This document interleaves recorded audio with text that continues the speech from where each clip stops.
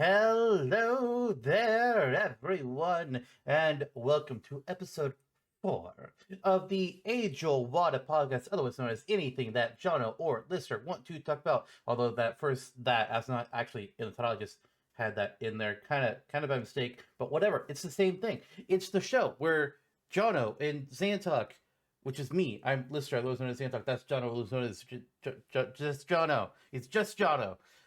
Anything we want to talk about is what we talk about on this show. It's a simple concept, you know. Some podcasts, or a lot of podcasts, actually kind of take that they're the same deal, but we're the only ones that are honest about it in the title. Probably. I mean, I don't know. There's probably millions of podcasts out there. I don't fucking know. Safe bet. What's up? I just got off my sweet ride to visit y'all today and talk with my friend Lister. This is my motorbike. Okay. I'm very, very happy for you about that. Well, we'll go riding later. You can ride on the sidebars. I don't really feel the desire to ride on a motorcycle, so no. I'm dressed in my cow costume. I was wondering when you were going to talk about the cow, but no, I'm still good. These are I'm still good. okay. Well, oh yeah. Oh, that's a cute face. No. You can only see it on the video version, so you can hop on there and look at our beautiful personages. Yeah. Well, happy February. Holy smokes, I can't believe we're already 2 months into this darn thing. Well, for our viewers, we're 2 months into this darn thing. For you and me, it's still January. Pretty early. 6 days in fact. Yes, 6 days in. Originally, we were going to record this episode on January 1st, be like a whole New Year's bit, and then we both forgot. So, yeah, that didn't happen. I was like, whoops. Yeah. Our bad. I don't remember what I was doing, and then you were like, "Oh, I forgot what day it was." I was like, "Oh yeah, well, me too." Basically, yeah. Listen. The week that transpires between Christmas and January is just the void. Okay, because like at least like the job that I've been working, like okay, we worked Monday, and then we worked Tuesday, and then we had Wednesday and Thursday off, and then we were Friday, and the next week we worked Monday and Tuesday. And then we were off Wednesday and Thursday, and then we were Friday. And it's like, I've had multiple weekends in really quick succession. What day is it? I don't know anymore. And January always feels like an eternity because we just had so many weekends. It's like, wait, things just felt like they slowed unnaturally. What day is it? Shit. Yeah. It's never figured out until like March. March is when time starts to make sense again. How was your New Year's Day and Christmas and all those things? Because this is our first episode since all that transpired. Well, for Christmas, we had our usual family Christmas. We did the Secret Santa. We did the White Elephant. For Secret Santa, I ended up getting a copy of Stray, which I'll talk about more in depth later. This game lies. That's all I'm going to say for now. This game lied to me. I don't like it. We'll talk about it later. But I also got a new keyboard that I have not plugged in yet because I'm a lazy SOB. My family doesn't watch this. It's fine. They don't need to know. Because my keyboard... Yeah. So, like, this is my usual keyboard, yeah? I got one real problem. Where's my left arrow key? It keeps popping out. It's very frustrating. It's been doing this for months. So I was like, hey, please give keyboard. Here's what I currently use. It doesn't have to be the exact same model. If that's too expensive, whatever, I don't care. I just have 2 requests. One, it be roughly the same shape, same button layout, because muscle memory for keyboards is a bitch to have to relearn with a new keyboard. Yeah.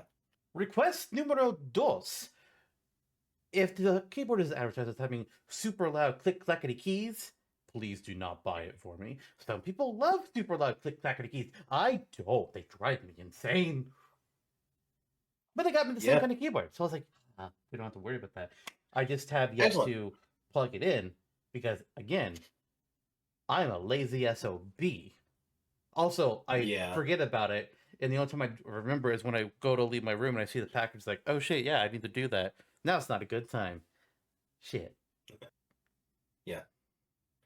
Yeah. I'll get there in 6 Well, months. cheers. Probably. But Maybe when I stop by over summer, we can do it together. maybe. God, if it's not done by then, seriously, make me do it. Jesus Christ. Oh my God. Uh, Yeah. OMG, buh. yes.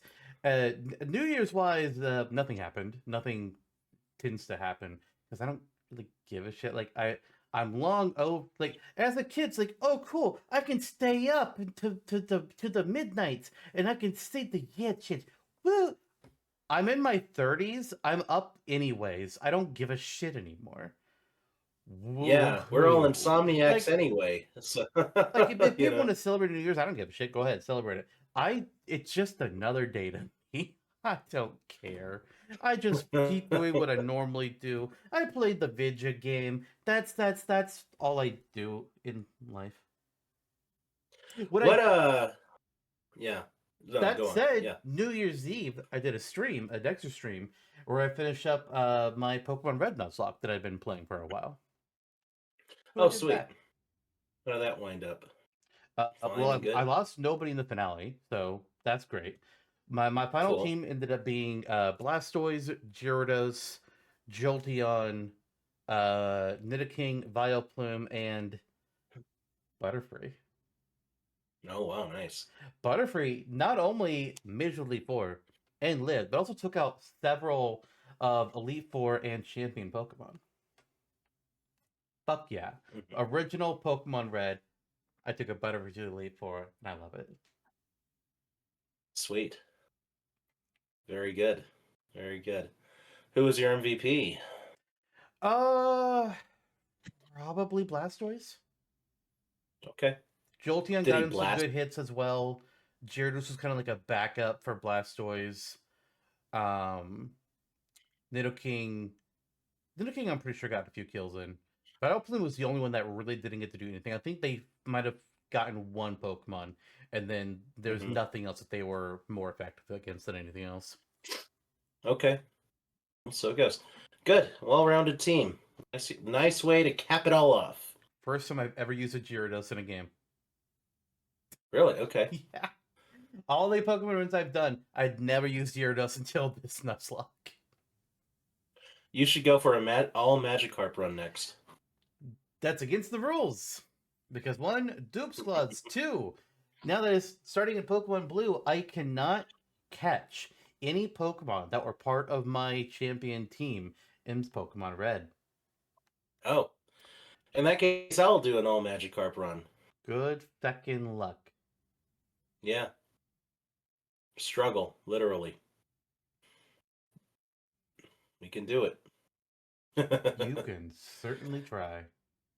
60 hours, I think, is the record for a Magikarp run. Jesus H. Actually saw a reel Christ. about that a few days ago. Yeah, I know.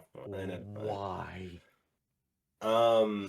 So the white elephant, I'm assuming per the usual, that was a work oriented thing, No, it was or was it family. like a home thing? It's Okay, we've done both Secret Santa and White Elephant with my family for years. okay. You got Stray through the family one? I got straight through Secret Santa. Oh, Family our Secret Secret Santa. Santa. No, Family Secret No. Santa. Jesus Christ.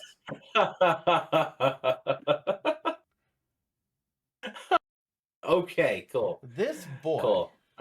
We had our own Secret Santa as well with our group that we talked about last time. Yeah. Hurrah, hurrah, hurrah. Yeah, I've done a white elephant at a couple of workspaces, and each time I give out the same gift. Um, Is that a Garfield the blush? ugly, the ugly Garfield plush. Yep. I gave one to a good friend's. You met him briefly. I don't know if you remember Matt. I Mm, bought Matt's daughter one for her first birthday, and it's one of her favorite toys. Still, I think she's 4 now, maybe 5. Christ. Yeah, it's. My YA Elfin gift I thought was funny because last year I did the Mhm. bit. It was like, oh hey, you know it's Christmas, right? What if I gave you Halloween decorations? So I got like all these like little small Halloween decorations and packaged them together. That was what I did last year. So for this year, I was like, okay, you guys didn't like my Halloween decorations? Oh, it makes me really sad. So fine, I'll give you a Christmas decoration for an Elfin this year. Here's just a bundle of lights. Don't fuck Excellent, with me. excellent. I would have unironically gone for those. The lights in our Christmas tree this year died out, and Well, we had to buy some more. So it's like, oh, there you go. here, Utilitarian that gift is. One day they'll thank you for it. I have an idea for next year, but I need to talk to my Hmm. dad about it first. It was like, I don't know if I should. Oh God. Because here's what I kind of want to do. I can't remember what it's called, but do you remember like that logic problem thing where it's like you give somebody three options, they pick one, you take another one away, whatever the fuck that thing is called. I can't remember what it's called. I hate it. I can tell you that much. I think it's a stupid Org's problem. game. No, that ain't what it's called. Yeah. Oh, But the okay. idea is I'm gonna give like okay, your white elephant gift will just be like a little note that says, "Are you? Would you like to play a game? Not that kind. Speak to Lister after the exchange is over." So they Yeah. won't get to know what the game is until everything is done. But then once everything is done and it's locked in on a person, I will give three small boxes. One of them will contain $100. The other two will contain potatoes. They choose a box. I take away a potato, and then I give them the opportunity to keep their box or go with the other box. What will they do? I think it'd be really funny, but I don't know if I should do it. It's like, okay, Dad, we need to talk. I want to see what you think about this. That would be pretty incredible. I mean, I would appreciate such a game. It would be so fucking funny. Yeah, $100 potato. I would, if I got a potato, I would cook a potato You should. or make a little bit potato sculpture. Oh boy. They can That make you out of the potato. no. Yeah. So that was my holidays. Oh, Okay. what you? I would write on with a Sharpie on the potato, say "I love Lister," and then bury it, and then grow a potato plant. Anyway, yeah, Christmas Day, December 25th, 2025. How long ago this was? It was literally last year. Uh, It wasn't even two it weeks was ago. good. Holy smokes. Yeah, I know, right? That's crazy. It was good. It was good. It was pretty nondescript like yours was. It's a little hard to make it an excitable event when, all of our immediate family is already on the same property or all Yeah. right here and deal with each other every day. So it's not like, we're not seeing relatives usually or friends. It's just very low key. We do our Christmas ceremony thing. We've done the same thing since I was a kid, and I admit it's you have to kind of pretend at first to like zhuzh up the energy and make it fun and exciting when you're doing the whole gift thing when like everyone's an adult and you all live in the same house. Fair, fair. The dogs help. I mean, the dogs help. They get excited about their gifts and play with the wrapping paper and all that stuff, so that gets things going.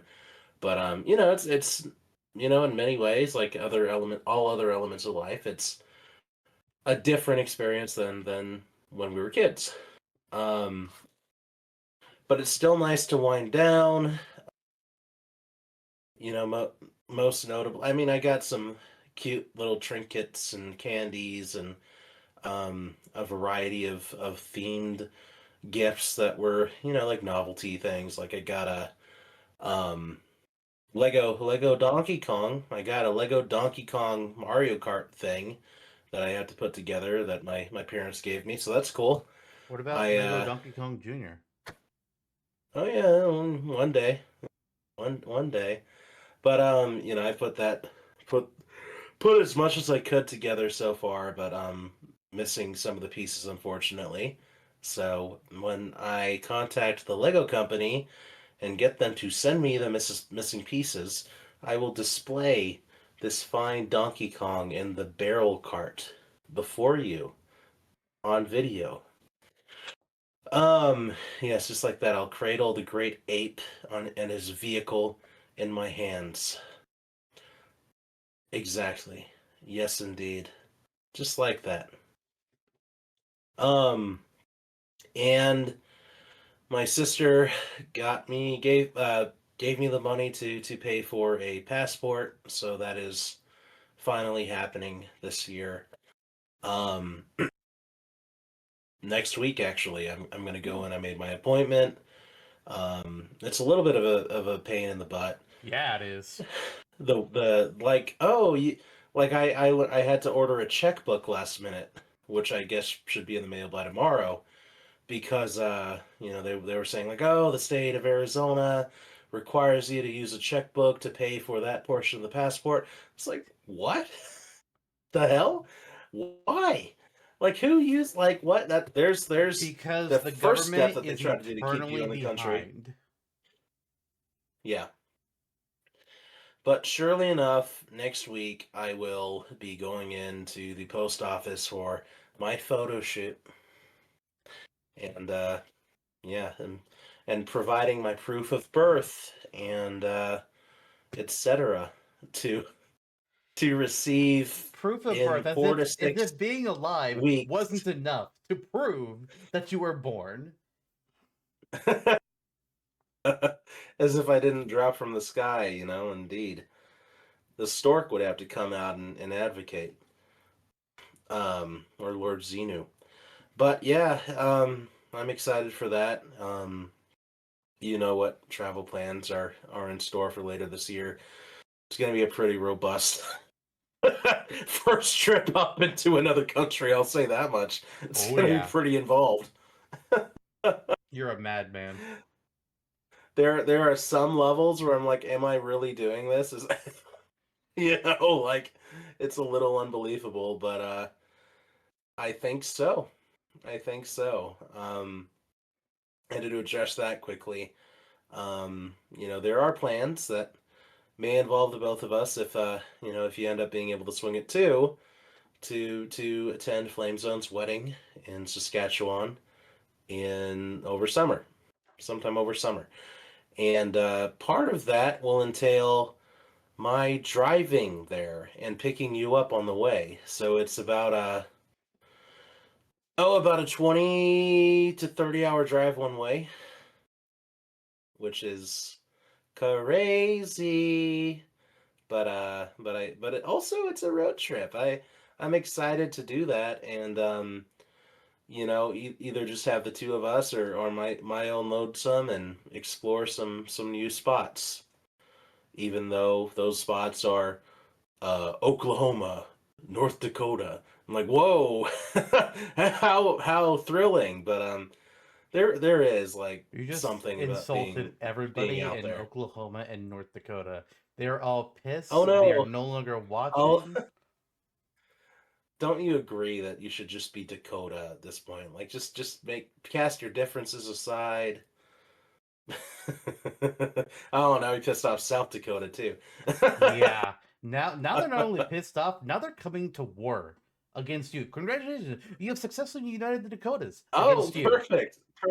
perfect. The United Dakotas against Jonno. That is quite a also known as a UDAJ. Doesn't quite roll off the tongue, eh? Nah, doesn't. Now they have a whole other problem to deal with. But yeah, I mean that's gonna be all that. It was a good Christmas. We just did our thing, got together, and had a dinner, just more of a traditional Filipino dinner where you set the table with a bunch of banana leaves and serve the food from off of that. So that's what we did. And then New Year's New Year's Eve, what did we do? I didn't do a lot of. Oh, you know what? I did work that day. I did a New Year's Eve event for 3 hours at the Park Place Mall in the east side of Tucson that my company was co-producing on, and it's an event.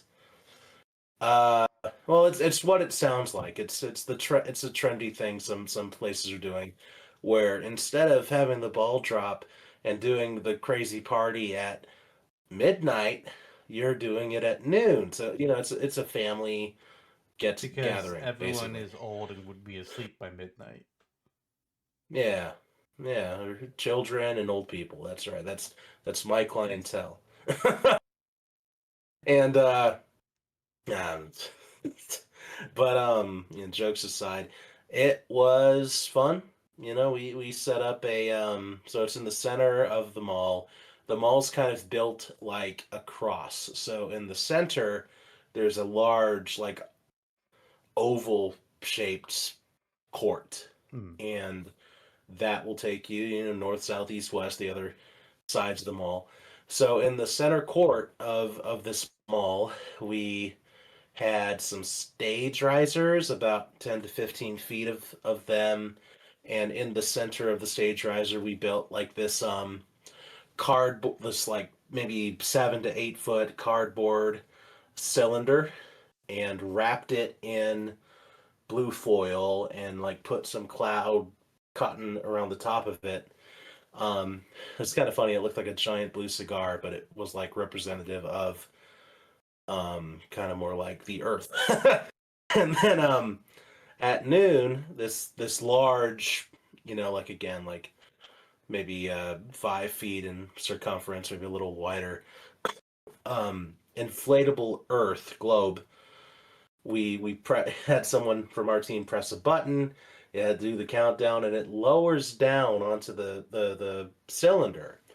And at the same time, other people from our team and the mall team are twisting open like confetti, and it's like, whoa, yeah, it's New Year's Eve. But surrounding that, it was a 3 hour event, and on both sides of the noon drop, there were a number of kids activities that were like related to like kids activities from different parts of the world. Like there was like, oh, this is the Italian activity, this is the Mexican activity, the Indian activity. So that was kind of interesting for kids and their parents to get into. And that all went by smoothly, thankfully. And then kind of my part was coordinating the performances, booking out some like cultural dance and music performances. So we had four kind of Asian centric music and dance performances. We had a shakuhachi demonstration, a Japanese bamboo flute to open, and then we had a taiko quartet follow that up, and we had a Philippine cultural center do a bunch of different like maybe 5 or 6 different dances. It was pretty impressive. Um, and then there was what was it that wrapped it up? Oh, Chinese lion dance. There's four groupings of people dressed up in their lion outfits, roaming around and having like a the drum percussion, and it's always fun and a highlight to bring that into the events. So that was my work, and then we followed that up. We wrapped up pretty quickly. Ate a burrito on the way out. Good times, and went home. And the only other like big thing that we did besides having the rest of the day clear was watching the final episode of Stranger Things with my sister at night. And it we'll probably talk about this more later, so I won't go into it too much now. But I thought it was great, ended well, and midnight Right, that final shot, right at the very end, the credits rolled, and it was midnight. I was like, oh, that's poetic and weird in a way that, it just landed at 12 a.m. sharp, right when the show ended. It's a So we walked long outside finale, and, man. It's two oh hours. yeah, Like, holy shit. the movie, the movie indeed. Yeah, it was long, but it was good. And then we just went outside and, we live in a rural area, um, as you know, when you came out for Folk Fest earlier last year. Um, yeah, so we have a lot of neighbors who, um, by all means, get really into the fireworks. And it's funny that sometimes they blow their whole basket, it seems like, before midnight because they're like so excited and it's like the one thing that they're doing. So like some of these people started at freaking like 7 p.m. messing with their fireworks, and which was kind of a pain because thankfully, Twinkie's time has come and gone because she really hated fireworks and would get super scared. My mini dachshund passed away several years ago now. But like my big dogs now are poodle and sheepadoodle. They don't get nearly as scared, but it can still rattle them a little bit. They might shake a little bit. They're barking a lot when there's a loud one. So just like navigating that for 5 hours was kind of annoying. Yeah. As a kid, Yeah. I never understood like why would some cities ban fireworks? They're fun. I don't that's stupid. Now I'm just Mhm. like, yeah, they're kind of annoying, honestly. Like, Yeah. and even when if you go to see like if you go to see a fireworks show, I feel like it's just like same thing every year. It's not Yeah. like fireworks technology has improved in the last 30 years. Like, okay, I feel Yeah. like they could have done something new, but no, it's I can't be excited by them. It's that they're My yeah, I feel, yeah. I mean, there were some like impressive fireworks outside. Like every year I go out there and see like these huge like production level fireworks at some of our neighbors' places, or like people from several miles out, like up in the hills. I'm like, how legal is this? To probably be not. honest.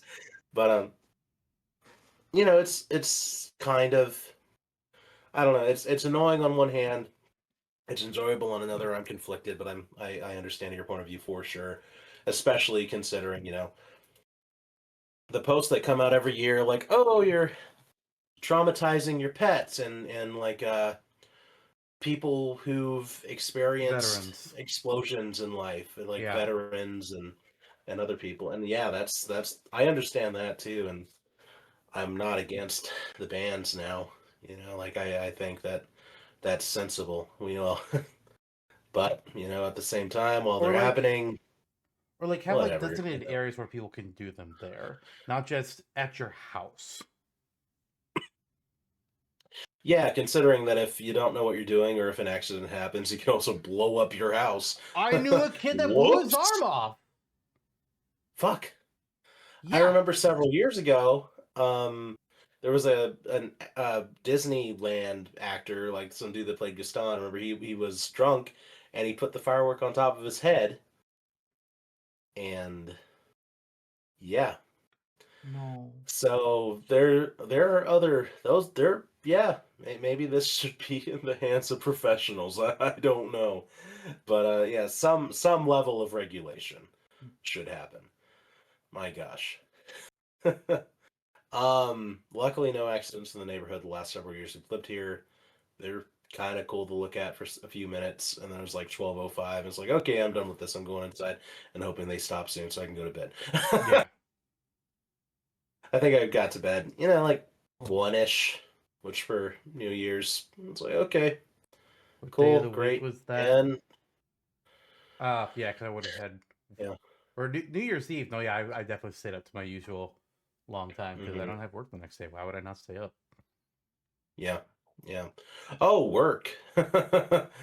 Yeah, we had our first full day back for everyone on my team yesterday.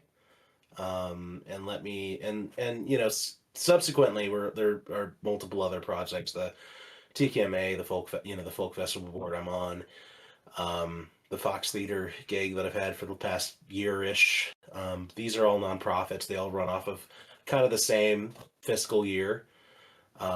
So when we kick in for season, it's all of these different legs are kicking in at the same time, and it really sure did yesterday. It's like, oh yeah, we're working now. It's a thing that happens because like you said, like over the course of like late December to that for those first couple days of the month, it's like you're put into this lull, and then the Advil comes. Yeah, exactly. Oh! The ball is Like I said, dropping, I but this mean, time it's out dropping on you. yeah, exactly. I enjoy my work. I like all my coworkers. It's a rare thing, you know. I feel like I'm in the right place and in the right spaces, like all the right spaces. Um, and we're making forward movement always, which is good. But you know, just the sliding back into that and kind of remembering what your body, especially like remembering what a full work day really can feel like. Yeah, I'm tired, man. I like right now I am sleepy. Yeah, I've been pretty tired the last 2 weeks. It's like, oh Yeah, god. that's the other thing too, like being in the lull and then relearning this stuff. It's like, oh. But it's been good. It's you know, I've been doing a few things. I know we said, you know, make goals and not aspirations. I did set some goals for myself, and some of them are small.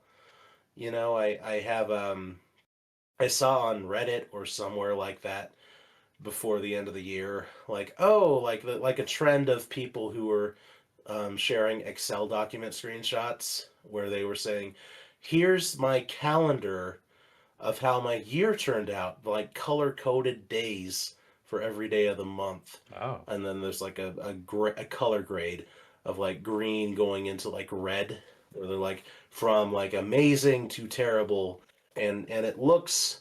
I'm gonna try and show this on my screen from my phone, kind of like this. Whoa, yeah. So that's tracking every day of the year. So far, so good. And then you go here, and this is what I have decided will be kind of my daily scoreboard here. Hold on. Holding. Holding. There you go. From amazing to terrible. Terrible's purple because it reminds me of like Nightmare from Kirby, kind of. So, amazing, great, good, meh, poor, bad, terrible.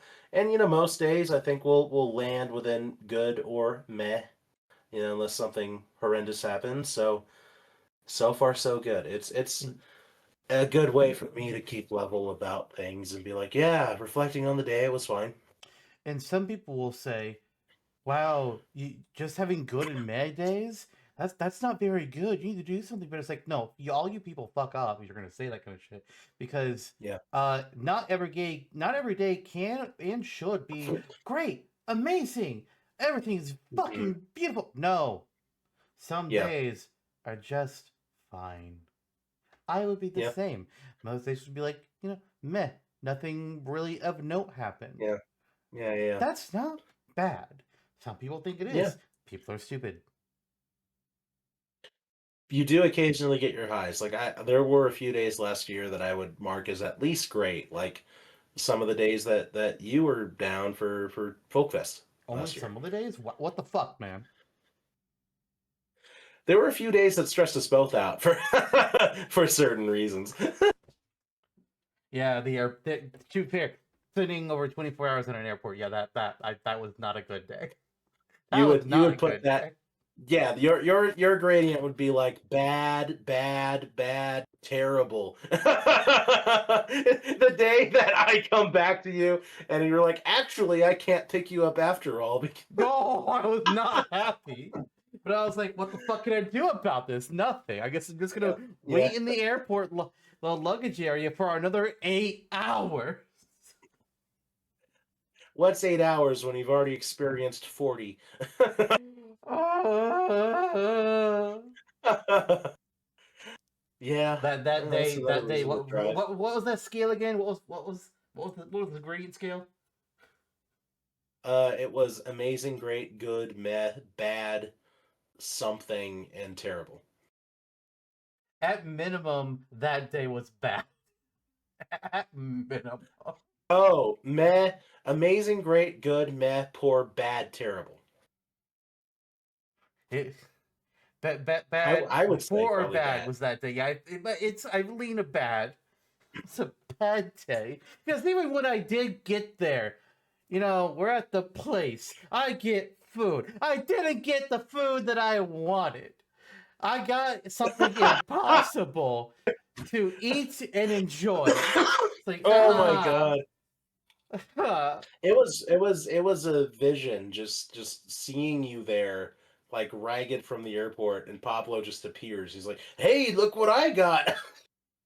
And it's you. You were there. Is Finally. me. Yeah. Yeah, to be launched straight into a concert after all that, I'm sure was dissonant. I mean, I don't pay attention Yeah. to music. We are aware of Yep. this. Social structure, though, with Eric and Jacqueline, I was just like, whoa, there's supposed to be some level of social sensory overload. Mm, no, And then they we haven't. ate Sonic and went to bed. Yeah. I mean, I stayed up to my about Yeah. to still till like midnight or something because like if I gotta go to sleep at my normal time so that I'm awake at my normal time. And the next morning, I'm back up. I'm good. I got 8 hours of sleep. I'm perfectly fine. Perfectly Yeah. fine. Yeah. Um, Another thing I'm doing is going back to I've tried this the last couple of years, and the last couple of years have had tumultuous moments that just kind of make me stop. Not intentionally, but I have this jar, not of dirt, The in my swear office. jar?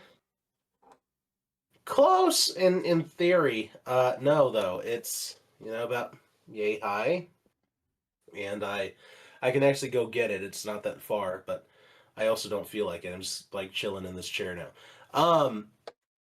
But I since 2024, I filled up a full jar in 2023 when I started this. It was another like trendy like daily recap thing I saw where you write a post-it note sized little script about your day and fold it up and throw it in the jar. I'm I doing think that I'm. again. I think I remember you talking about that before, actually. Yeah. Yeah, it worked well one year, then 2024 was kind of rough. Or yeah, 2024. So I still have the same jar from then. So this year I'm gonna fill it up just to say I fucking did it. Let's just get it out of the way and say we did it and put it in the hall of Jonathan in the like mausoleum that I have already purchased and conscripted for myself when I die. And people can go in there and open up the little cave like drawer in there next to my sarcophagus and open it up and read about my life in that period. There will also be a plush walrus.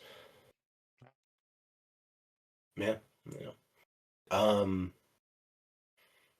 I don't know how much more we want to harp on this topic, but I could go on. I Well, could go on. Yeah. let's go ahead and talk about something else because Yeah. I looked at the time we spent. I was like, holy shit. Yeah. So let's look at game releases that have happened in the past month. We last recorded on December 11th. It is now January 6th. So what games have released since then? Let's see here. Divinity Original Sin 2 came out on modern consoles. And also Game Awards announced a new Divinity game. So, there's some stuff with there. Pretty big, yeah. Anything else? No, Stardew Valley came to Switch too. I remember the guy was like, "Oh shit, yeah, some things are broken. I'm sorry. I apologize. I'm working on a fix quickly." That guy has got to be one of the best developers out there. He doesn't stop, and he doesn't like.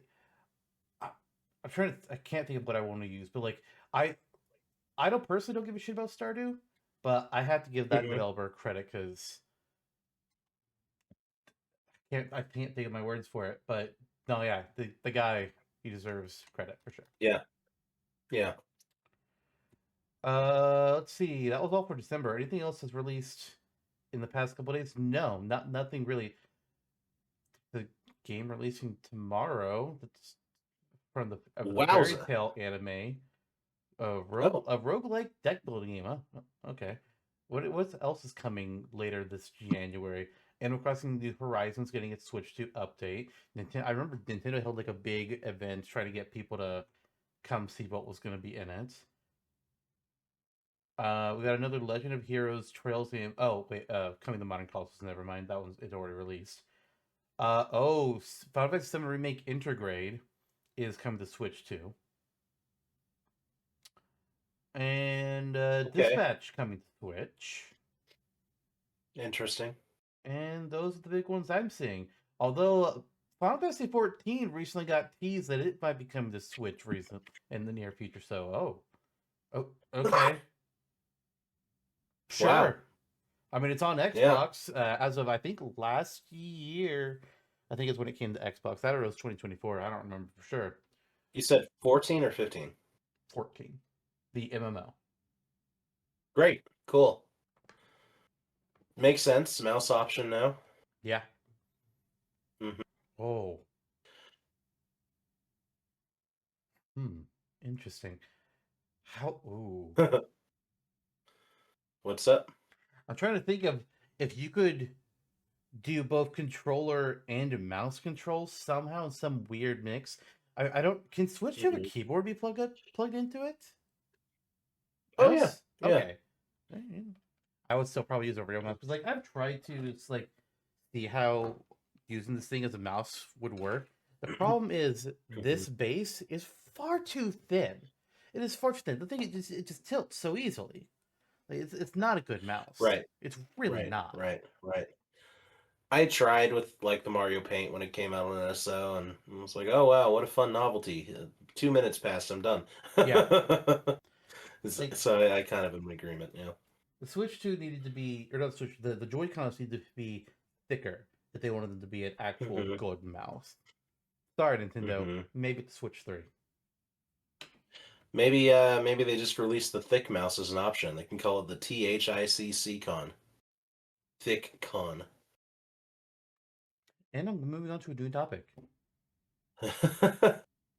So, Anything you'd play from that month though? Do you uh, think? I haven't. None of these upcoming things I would play. Hmm. Dispatch I would consider. Anything else is not on my radar. I'm interested in Dispatch, but it's one of those things like just given my schedule, I would wait for a serious discount. It probably wouldn't be on the Switch. Fair, fair. Yep. So, what other things have we done recently then? Gaming, obviously. Games that we've been playing. Obviously, I've been streaming. I've been playing Yakuza Kiwami 2. I started Stray.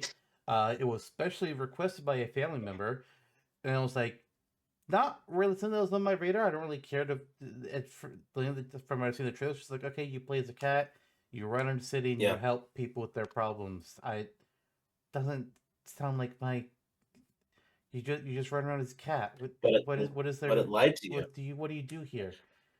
But I was like, okay, listen, you're requesting it.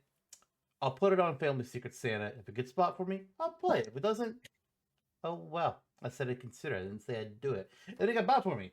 And I did my first stream of it just a couple of days ago on Sunday.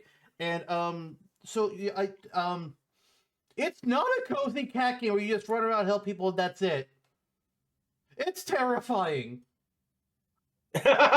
What? How? There's In what horror way? stealth in this game. Oh. Excellent. Your favorites. Like there are parts where you're just like, oh yeah, I'm just in the city. This I can find some music notes, or I can get an old lady to make me a poncho that I can give to a cold robot, and then he'll help me out with something later. And but then it's also just like, okay, also I want you to venture outside the city, run past these giant bugs because they're gonna try and leap on you. Also, they're fast. You are not gonna outrun them very well. And if too many of them get on you, you die. What a twist! What?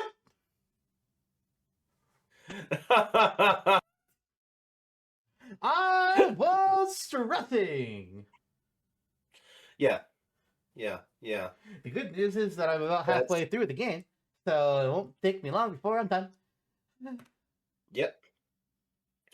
Oh, you're making it through. It's not quite stealthy enough to stop you. I mean, it's not a long game. Yeah. I streamed for 4 hours and I'm about halfway through. So, Okay. And there you go. but I also started playing Dragon Quest 11 again a little bit. Okay. Because going for Christmas, my brother had to work that morning, and travel purposes meant I had to go with him, but I had to stay in the car because I couldn't go in the building for some stupid security reason. So it's like, okay, I need something for entertainment. Maybe I'll really grab the Switch. What games can I bring? And I was like, maybe Dragon Quest. And I looked at my save file and it said like, oh, I hadn't played in 2 years. Like, huh. And then looking at the save, it's like, oh, I only had not played in 2 years, but I only played for about an hour. And before then, I hadn't played for 3 years. Like, I effectively hadn't played the game for 5 years. But I picked it back up. I had just recruited Silvando into my party, and I was making my way to the next location. And I've been playing a little bit more now. I don't know if I'm going to drop it again, but whenever I have something that's like, okay, I need something that's like simple I can play. I don't have to worry about other things. Mhm.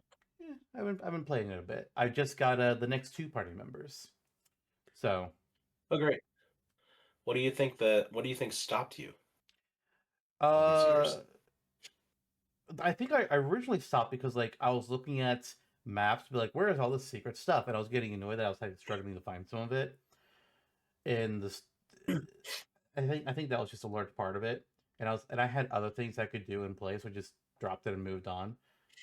But I was like, yeah, we'll pick it back up, we'll see.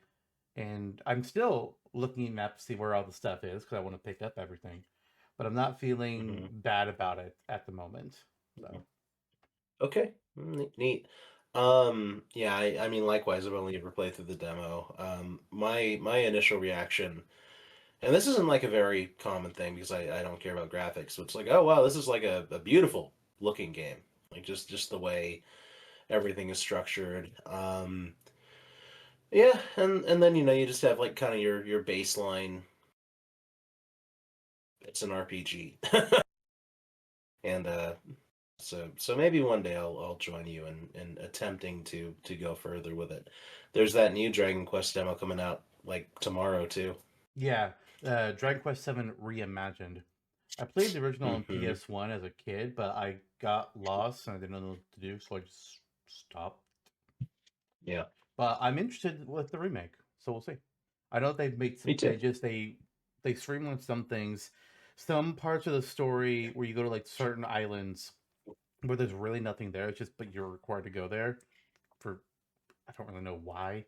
Those have been stripped out and streamlined, so Nice. makes the game a little bit shorter, but in a good Hmm. way, from what I understand. Hmm. Yeah, sweet. So you've been playing Stray and Dragon Quest 11 And and did a Yakuza Kiwami Nuzlocke too. that Oh finished yeah, up. I Oh did a yeah. Pokemon Nuzlocke. I don't think I talked about it here.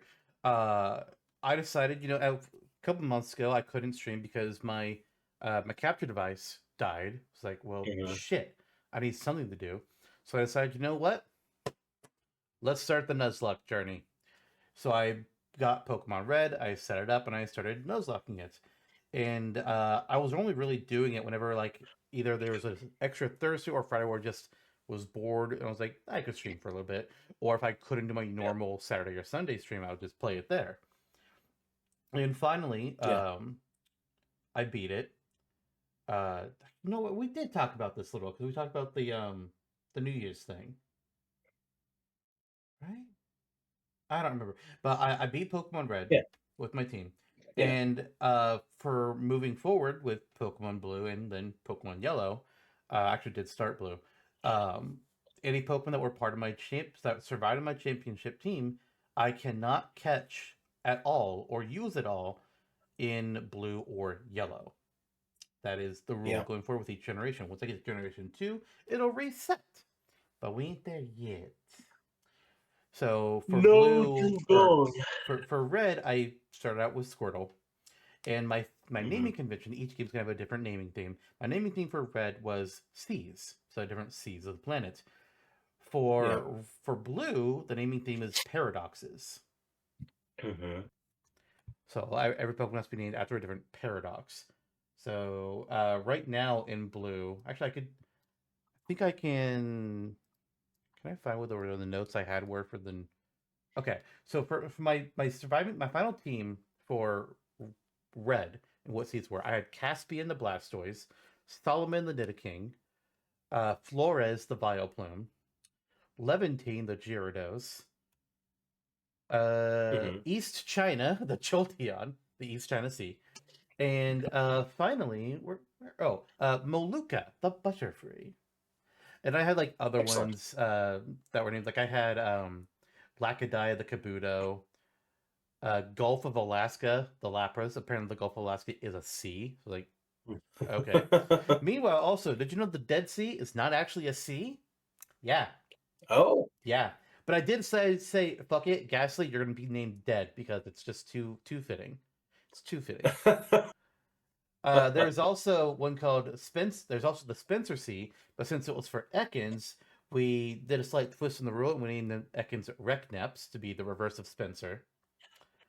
And then there was Cedra was named Aegean, and Ditto was named after the Philippine Sea. Wonderful. Yeah. And then for blue, so far we have Schrodinger, the Charmander, Burrodin, the Pidgey, Value, the Rattata, and Faraday, the Pikachu. Excellent. Can name one of them Owen Wilson. Why don't I name one of them Owen Wilson? And you can name another one Woa. You're just making stuff up. Woa. I'm Paradigm I'm shift. gonna start a jar where whenever you say something stupid, you have to put something in the jar. Like what? I don't know yet, but it's gonna be something for my benefit. Okay. It might be money. um money, food, um Can't put food in the maybe jar. You gotta put something in the jar for saying that. clothespins, I don't want your clothespins. um clothes, I don't want your clothes. socks. I definitely don't want your socks. I have so many interesting Jesus socks. Christ. I don't think that's true. But You know what? the There's the idea is just gonna be like, anytime I can't do my usual stream, or if I just have time and the desire to do an duck extra hunt one, socks. I'll just do a little bit of Nuzlocke because why not? And maybe one day I'll get it to modern games. I don't know. If I can do every single one, that'd be kind of cool. Well, Arceus and ZA and the Let's Go games are going to be skipped because I just don't think they're possible to Nuzlocke based on how they're structured. Maybe the Let's Go games, maybe, but considering there's no wild battling in the Let's Go games, it's just wild catching. I feel like it's kind of eh. Yeah, I hear ya. What's this one? Oh, oh, I don't want to see your socks, sir. Garfield socks. Nobody wants to see your socks. I got like 40 more. Jesus Christ, no. Enough. Enough. All All right. right, all right. Well, I'm a new topic again. Stop with the sock. Reptar. No. Put Reptar. it away. The dinosaur from Rugrats. They're Stop all it. clean. I They're all don't clean. I don't care. You want me to roll it up and put it away? I want you to not show them on camera anymore. Okay, I'll find my other. There are other garments in here. I'll save that for No. another day. Horrible word to use in this context. No. Jesus. What are we moving on to? I'm trying. We're moving on. Yeah. Do we want to do more video game talk, or do we want to move on to something not video game talk? I mean, we can. But I can You do want a to lot of lump video some game more talk. video games in there? We can. Okay. Yeah, So what else first do of you all, got? what have you been playing? Because I talked about what I've been playing, but you didn't say shit. Oh yeah, shit. That's right. I'll focus. Most recently, I started Wario World back up for the first time since I was. What was I in 2005? Probably 10 years old, 11. Um, it is such a jarring game. It is an interesting title. It wasn't like incredibly well reviewed when it came out, but as a kid, you're just kind of like, oh, this is freaking awesome. This is Wario. You're beating shit up. All those dino baddies that are there for some reason, you know, they're just kind of around, and you punch them and throw them. Like the baseline core mechanic of just beating the shit out of a bunch of dinosaur enemies is pretty satisfying. Um, and Wario is strong. Like you feel like a tank, kind of like very strong, but also acrobatic. Like one punch usually gets a lot of the minor baddies, and then you learn to shoulder charge. Like I didn't realize as a kid, like just how well they kind of adapted Wario's moveset from Wario Land to really like be like Wario World is functionally like a Wario Land 5, just 3D. So it's cool from that regard. It's also clunky. Like it kind of feels like that same kind of jarry control that Super Mario Sunshine kind of has compared to Hmm. other 3D Mario games, but just like dialed up a little bit. It's very arcade esque in the way that it's the controls are structured. So and the camera's terrible. The camera sucks. It's so bad. But all that said, like I still like am getting a lot of value out of the game. It's fun. It's like a weird kind of nostalgia because I hardly remember anything, and yet it has imprinted itself on my brain. So I kind of it's like familiar but not. Hmm. Where it's like I know I've been here, but I seriously do not remember. I do not recall this. So yeah, and it's kind of difficult. Like the bosses are damage sponges. So I died on my first time beating up a very simple boss because it's just like just go already. So there are frustrations and naggles, but what I appreciate is that it's just weird. And you go through and you beat all these dinosaur enemies and solve these puzzles that are pretty overall satisfying in these contained rooms. Collect a lot of treasure. And then you fight these like weird eldritch horror circus bosses that oftentimes don't even fit the theme of the area. And it's like, what the hell is going on? Like, why am I fighting this boxer Frankenstein's monster thing in the woodlands? It's kind of like, because you are. And he's like a cow? I'm not really sure. That's the first boss. It's like, what is going on? So that's the more that's kind of the more present experience in my brain right now. I also barely just scratched restarting the Sacred Stones recently. Again through NSO. I'm like, we have all these retro games at our fingertips. I think the easiest gateway for me to get back into gaming now with to try and like sidle in and say, I'm gonna game more this year. Um, are the ones that I already know to an extent. You know, like retro gaming is very satisfying in that, like, it's like it brings you back a little bit. You already know your way around things, so it's not like an intimidating experience. So I went back to play the Sacred Stones, Fire Emblem: The Sacred Stones. Our recent episode of Super Cast Brothers, where we set 4 Fire Emblem villains against each other, and I think still currently there's that Leon versus Arvis tiebreaker that we need to have Uh, soon. uh, Um, or is that already passed? I I don't even think know anymore. that's in the future. Time is a weird soup. That's in the Yeah. future. That's a future Oh upload. no! Oh no! Hey, if you're listening to this, don't make a decision until you hear that episode, and just let us know who you choose. That episode's coming But out at the end of the month. as you would say, time is a weird soup because we've recorded so many episodes in the course of about a month.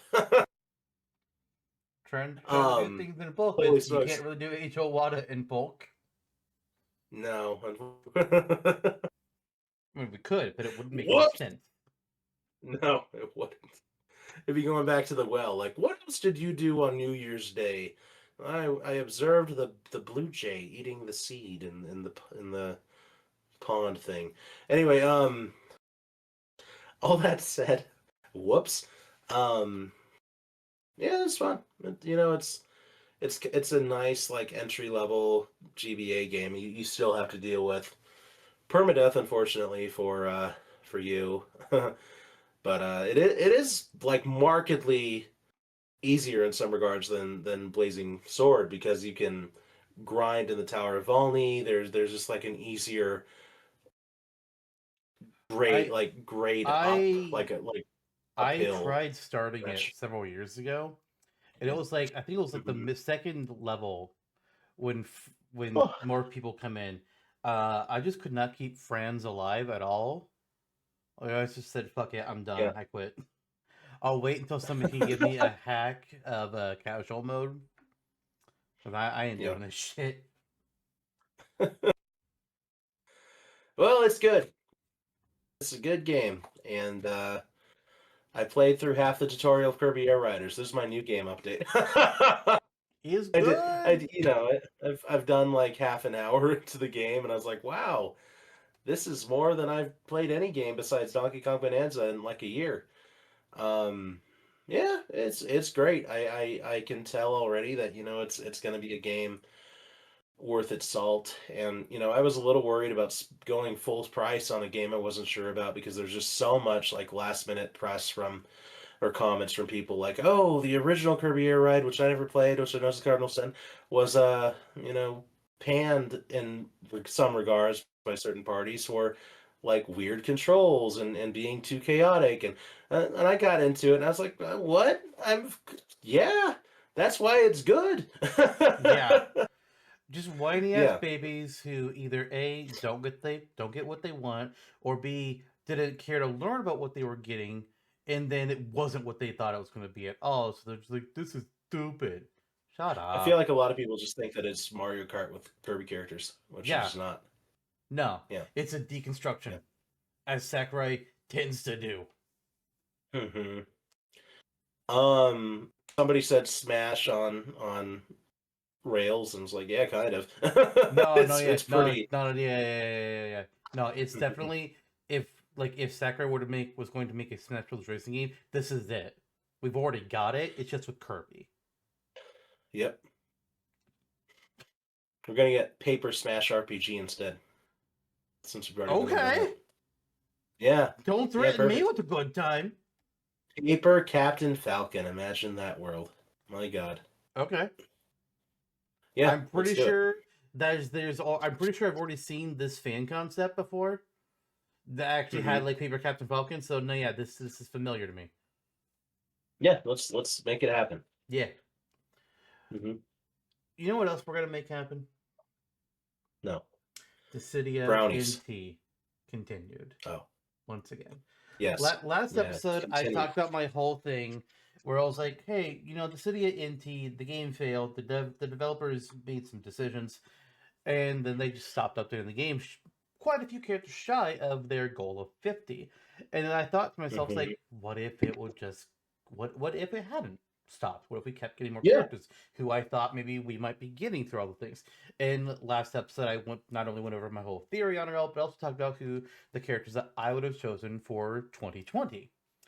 Well, that was last episode. Now I was like, okay, for the next few episodes of this, I want to go through like the next fourth of the characters until I'm caught up, and then after that, we'll only do a little bit more every 3 episodes, as I added one more character to the list.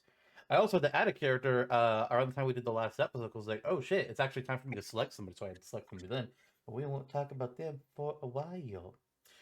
So, who would I Cool. have added in 2021? As a recap, the characters that I had added throughout 2020 were Laguna, Minwoo, Beatrix, and Prish. So, Yeah. who would be added after that? I have to bring up my notes. Who is Uh, it? Who so, shall it be? so this character, by this point in the timeline, it's been roughly a year. And let me remind, this is March 2021. Hmm. March 2021, it has been roughly a year since Final Fantasy VII Remake released. Not Rebirth, Remake. So, since they were adding a character about a year after a game to promote that game, like what they did with Noctis, it made sense to do it here. Let's add another Final Fantasy VII character to promote Remake. At this point, we've already got Cloud, we've got Sephiroth, we've got Tifa. That's it. So who's character number 4 going to be? Yeah. The most unique options from the gameplay would have been somebody like Barrett or Vincent. Barrett would Hmm. be much more of a tanky character. He just stands there. He does just continuous fire from his gun. Vincent, meanwhile, would be a lot swifter. Use his pistol shot slash shotgun and transform into monsters. But Vincent is an in remake. But I didn't want to do Vincent. Barrett would make a lot of Yep. sense, but it had to be Aerith. Hmm. Had to be Aerith. she Interesting. she made the most sense to me as the next Final Fantasy VII character, purely from a story standpoint. She is so important to the game. Granted, Barrett is very important as well, and if you have him in there, then you've got the Avalanche trio. They're all in there with Tifa. But Hmm. Aerith made sense to me. She is the heart of Final Fantasy VII. She's actually the only assist character in Duo Dasham that isn't a fully fledged playable character herself. Weird. And I also thought that, like, similar to Minwoo, how I thought it would be a fun challenge making Minwoo fighting a character in a fighting game.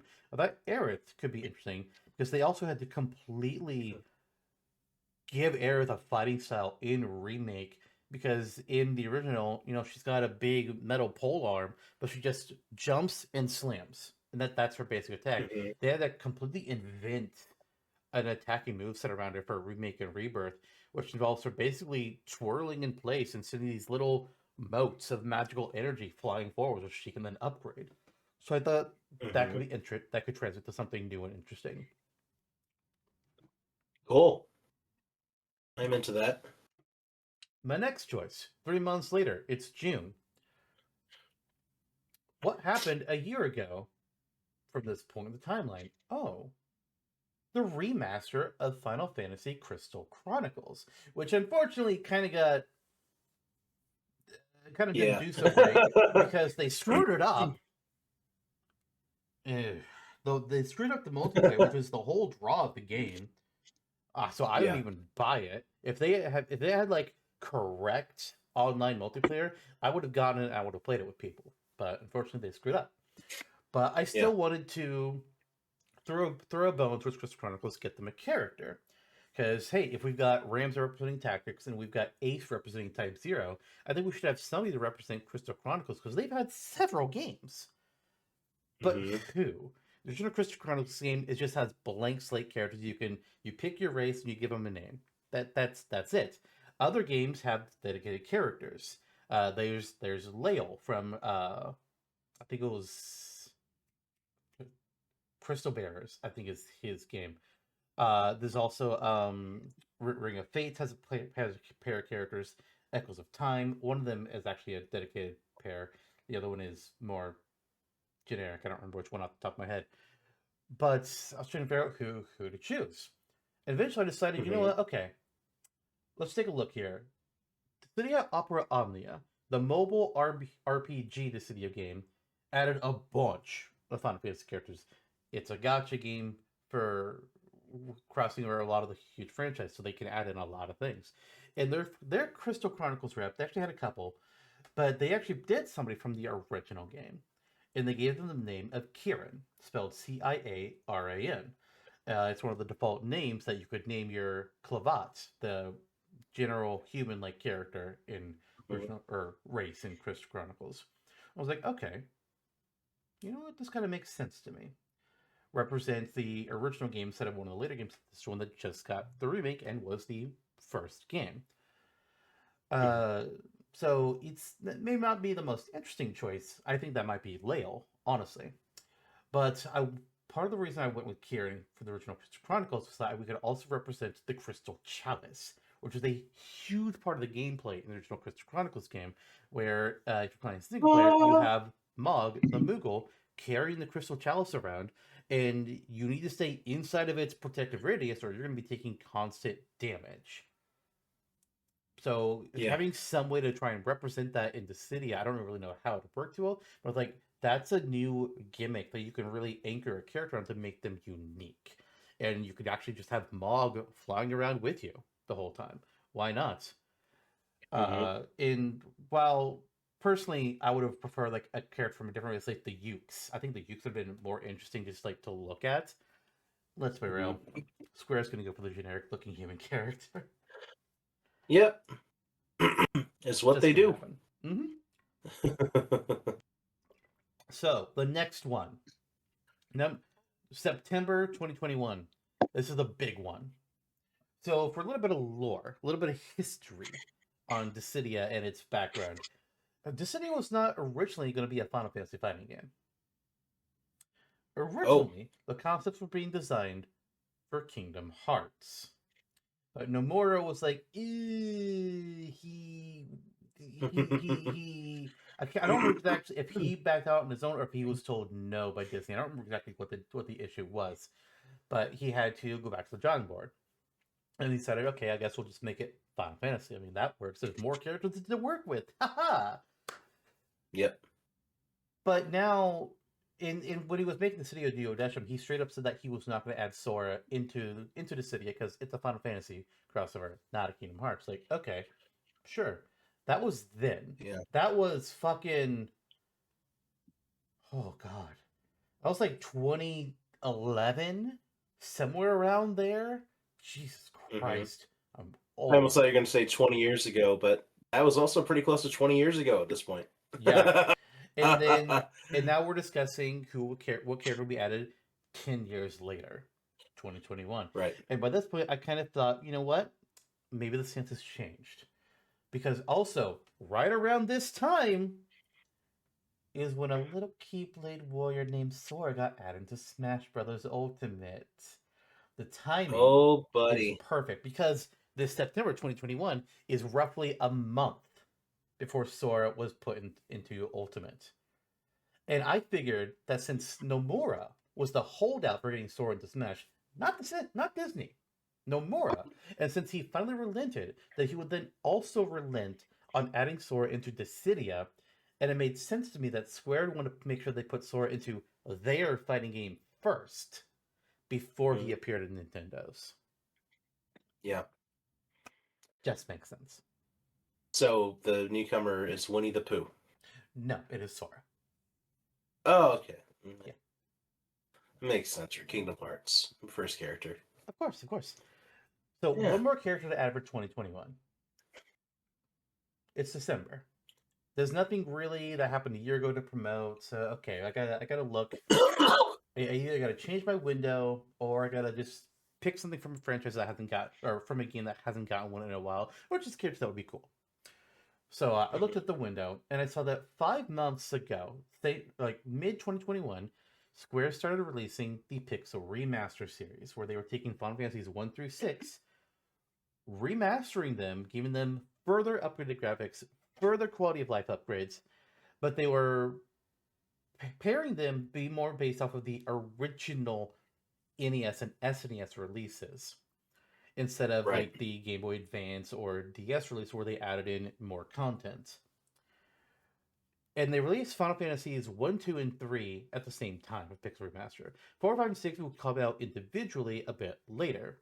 So I was like, okay, I don't think you need to wait a year to throw in the character for Final Fantasies 1, 2, and 3 as a promotion of the Pixel Remaster. But who would I add then? I mean, there's what would you do with Final Fantasy 1? I could do the Black Mage, or I could grab one of the random. I could do Bic, I guess, or Hmm. Astos, or one of the Crystal Guardians, the Four Fiends, Lich, or Merilith, or Kraken. Tiamat doesn't really work here. Two, I mean, there's certainly characters I could do from two, like Ricard, Layla, Guy, Leon, Maria. But I just did Minwu in 2020. Not that long ago. Final Fantasy 3, you just have the generic Onionites. I mean, there's Luneth or Rifia Ingus, the main characters from the DS version, but since Dissidia has always gone with the generic Onionite as the representative hero, it feels weird to pick one of those four. Maybe one of the guest characters, Desh, for example. He could make some sense. But then, oh wait, oh wait, people didn't really expect the Cloud of Darkness to be the villain rep for Final Fantasy 3 and Dissidia. Yeah. People thought it would be the the villain that you actually deal with for most of the game instead of just Final Dungeon. Zandy. Insert Zandy. It's his time. It's also the first villain that's been added in since Beatrix in the previous year. So, Yeah. time to add another villain. We got this whole big sorcerer Zandy. Sweet. And that closes out 2021. That's a pretty strong set. That is a pretty strong set. Yep. And It's also, gonna be Zandy is a yeah. much lower hype character and would be like if they had to deal with any kind of additional costs with Sora, Zandy would Yeah. not be. He'd be a lot easier, a lot lower key, Right. so they can Right. chill a little. Just like with Smash, it's gonna be hard to one up Sora now in many regards. Oh yeah, That's a biggie. oh Yeah. yeah. Aerith too. I like the idea of her being playable. Kieran, I mean, sure the character is just bunk human avatar. There you go. But the mechanics around it and just the fact that it's Crystal Chronicles elevates it. That's neat. And then Zandy is Zandy. There he is. Yep. Yep. Sweet. So next month I'll cover my 2022 picks, which will actually bring us to that fabled 50 characters. Holy smokes. I cannot wait to see how Chocobo Racing is represented. I mean, technically it is already because Squall is in Chocobo Racing. Yes, that is true. But he doesn't have a go-kart move. No, but also Not yet, Chocobo anyway. Chocobo GP did release in 2022, which means if I was going to be promoting it, it wouldn't be until a character pick in 2023. Mm. Well, I look forward to racing Steiner. I do like Steiner. I do like Steiner. Me too. Okay, cool. Thanks for the update. Yep, Neato. as This Oliver would is say. yes. This is not our Final Fantasy, but it is a fantasy about Final Fantasy. Indeed, yeah, I mean, yes, it is. Final Fantasy Fantasy. Final Fantasy Squared. Final So Fantasy. Square. Square. Holy moly. This goes deep. Someone call Goes Nicolas Cage. deepeth. Yes, it does. Well, sweet. Yeah. It's a fun.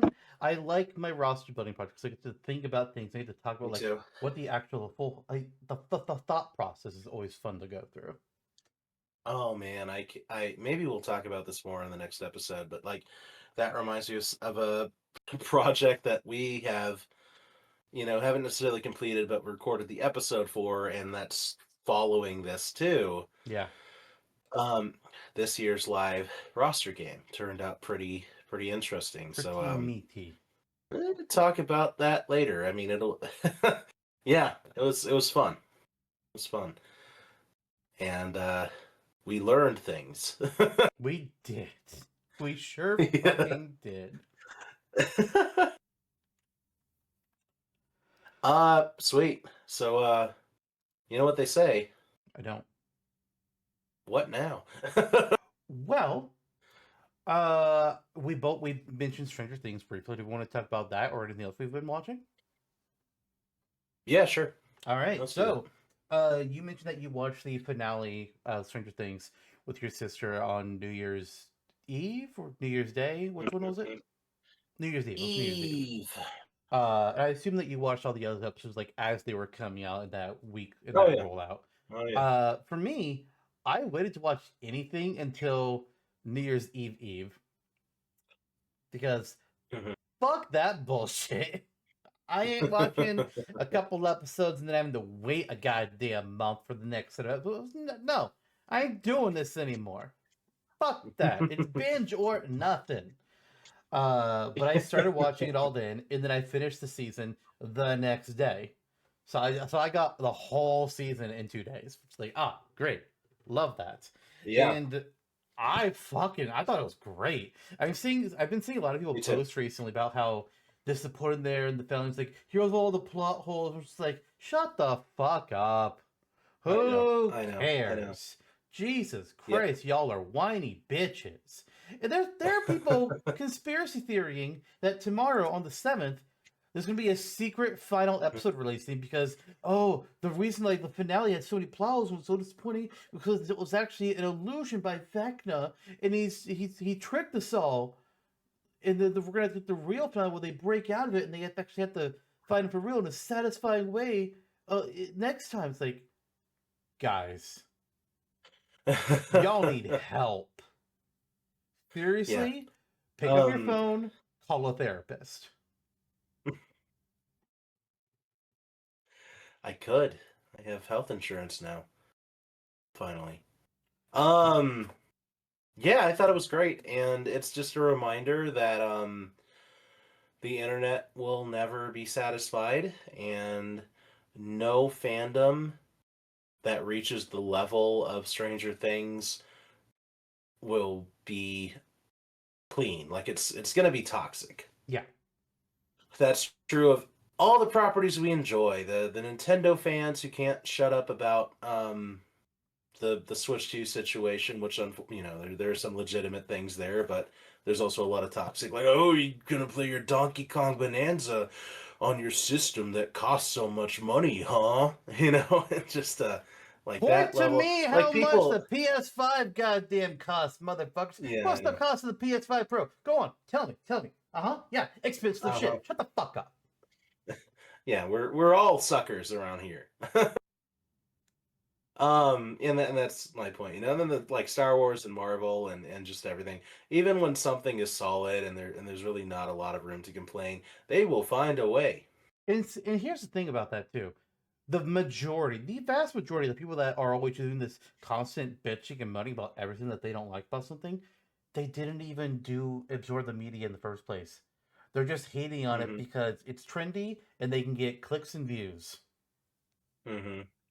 Some of these people, like, if they watched it, they were distracted, clearly, because they ask a lot of ridiculous questions about Mm-hmm. the finale of Stranger Things. Like, it's like, well, that was answered, and you simply did not pay attention. Yeah. Yeah. And yeah, there were plot holes. There are legitimate questions, but that's with any property that goes on as long as it has. My one big critique of Stranger Things as a whole is just like the way it staggered out its release over 9.5 years. Yeah. Netflix needs to ridiculous. get their act together with that shit. It should not Hmm take. We should hmm not be having gaps of 2 to 3 years between seasons, especially when those seasons have 8 episodes. What happened to when we would have a season of TV play out in 1 year? 8 months later, fucking 5 6 months later, we'd start the next season, and seasons had 20 22 episodes. What Yeah, happened to that? yeah. Good question. Good question. Jesus. Um, that's my one big critique. Otherwise, I enjoyed the series. I mean, it was solid Hmm. all the way through, all the way through, and there were moments. There were great character moments over the last many years. I mean, yeah, spoilers by the way, since we're talking about this, and most people who listen to this, or the people that will, I'm assuming that if you're listening now, you've watched it. Yeah. Um, yeah, no one of significance died. I mean, even Murray like somehow miraculously survived the Man, entire every series. season that Murray survived was like, wow, Murray lived.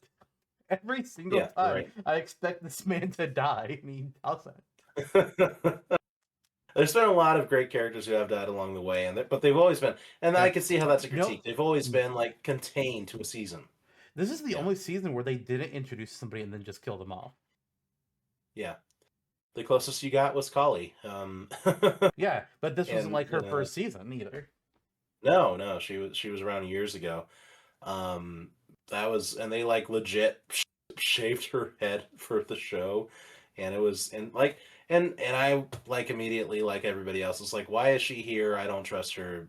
This is annoying.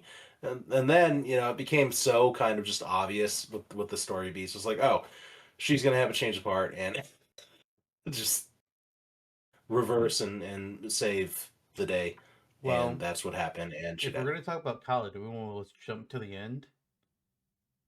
Yeah. So, what did you think when it comes to 11 and her ending? Where do you stand? Did she survive or is she gone?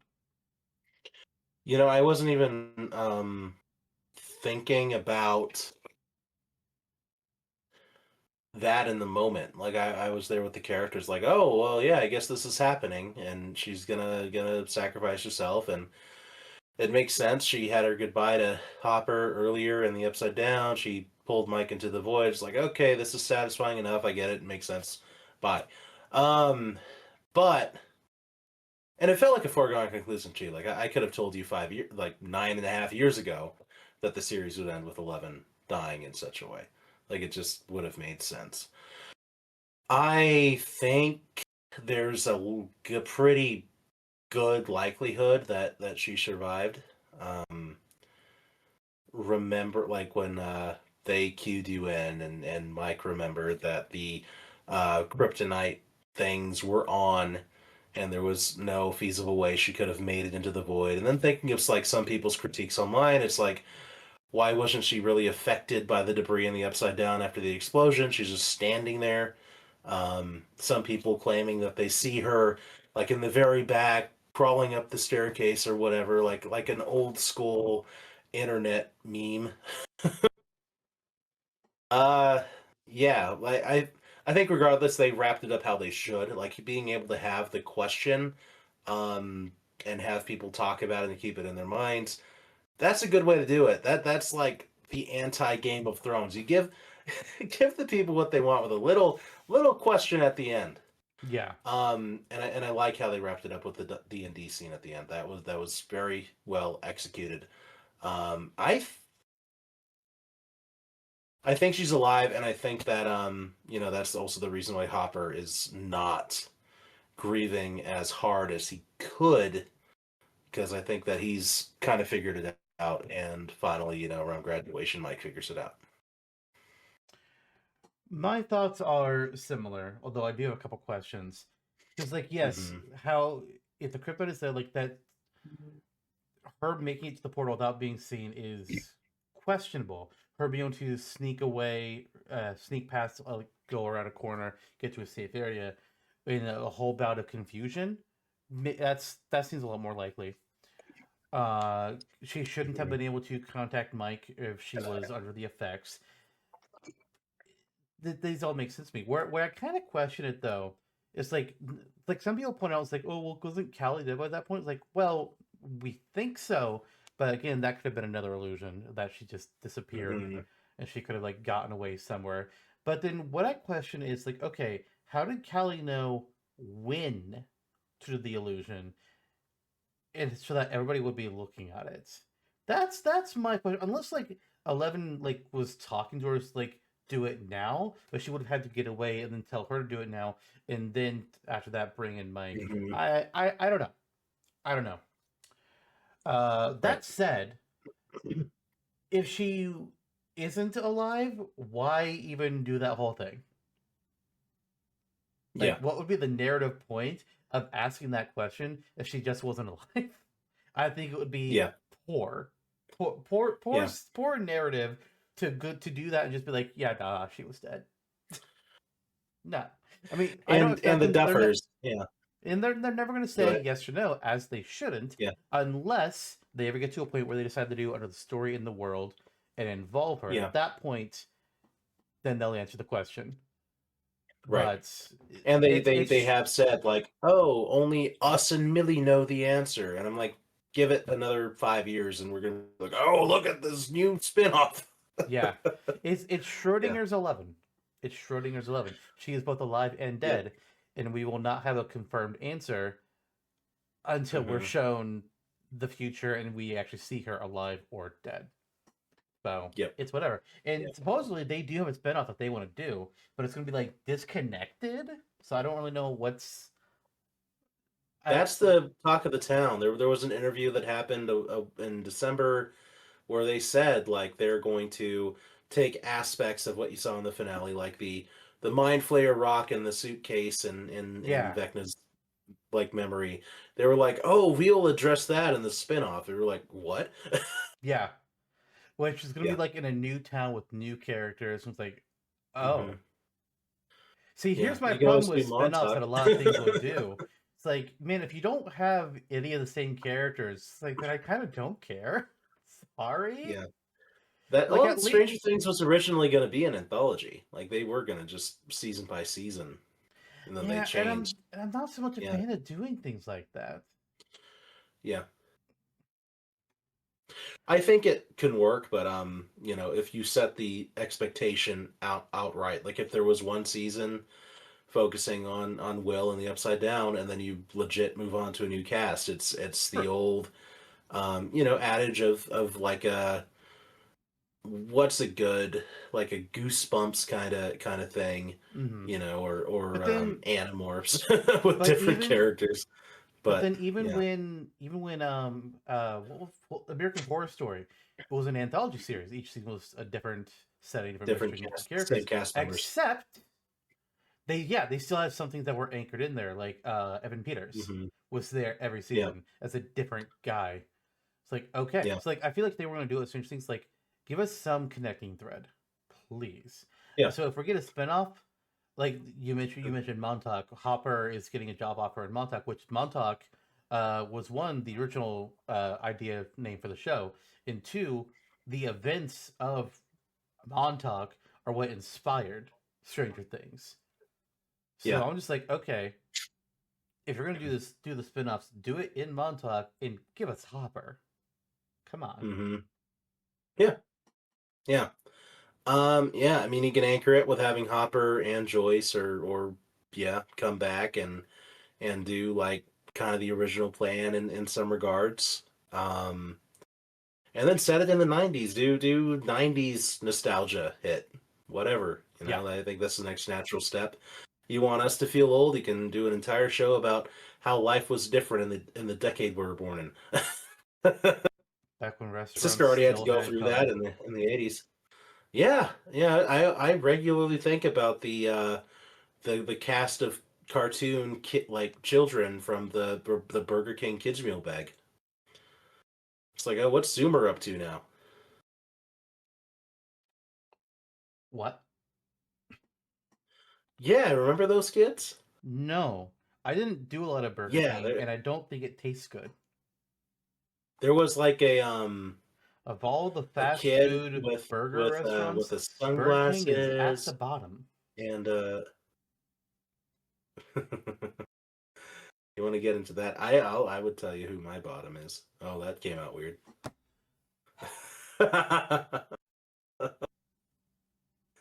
What's the best? I mean, Which is the best burger place? truthfully, there's only two that I'll constantly get burgers from, and they can Hmm. both be bad on a bad day. But when either of them are on a good day, and I know I'll get people going, "What the fuck?" when I say this one, but the place that is the best on a good day is McDonald's, and I will stand by that because holy shit, I have had some damn fucking good tasting burgers and fries from them. Now, are they on a good day super often? Well, no. But when you get a damn good one, it's a damn good one.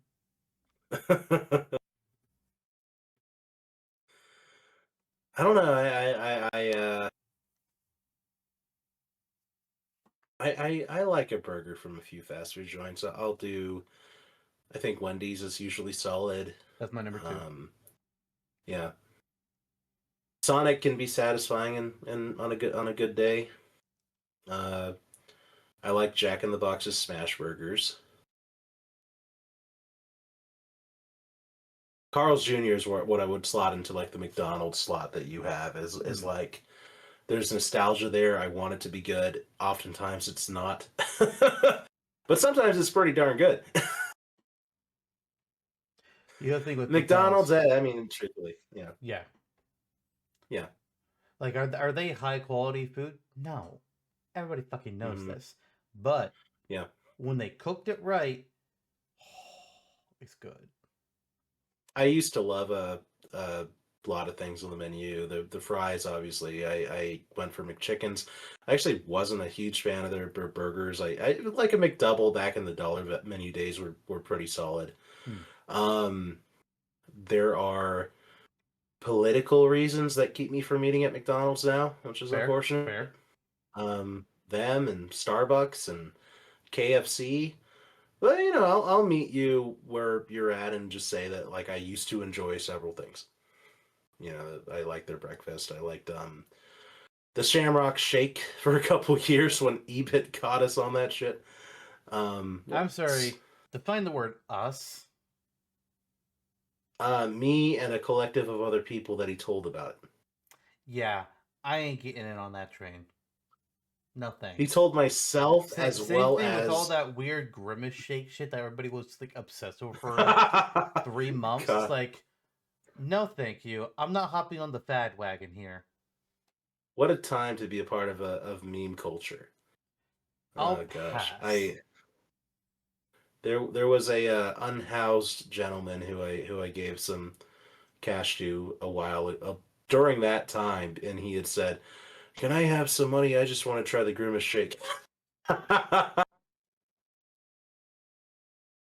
I was like, I mean, "Hell yeah, brother!" And we had the grimace shake, and it was all right. It was okay.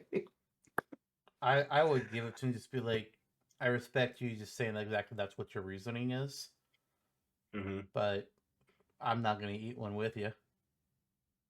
I'll have a normal shake. Yeah, Thank you. yeah, yeah.